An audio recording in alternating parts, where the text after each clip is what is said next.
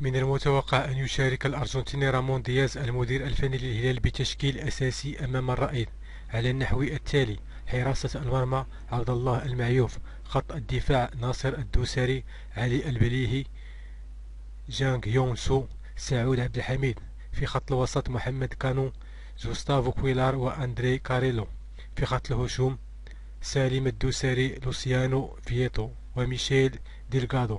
ومن المقرر أن تشهد قائمة الهلال غياب الهداف النيجيري إيغالو الذي يعاني من إصابة في العضلة الخلفية ليصبح بحاجة للراحة والتأهيل لمدة أسبوعين، وكذلك المحور عبد الإله المالكي الذي تعرض للإصابة بقطع في الرباط الصليبي.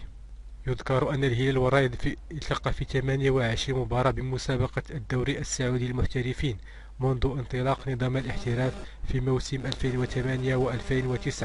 حقق الهلال خلالها 24 انتصارا مقابل فوز واحد للرائد وثلاث تعادلات، كما سجل الهلال 62 هدفا واستقبل 16 هدفا من الرائد. وشهدت آخر مواجهة بين الرائد والهلال في مارس الماضي ضمن الجولة 24 من دوري كأس الأمير محمد بن سلمان للمحترفين فوز الهلال بهدف نظيف عن طريق موسى ماريغا.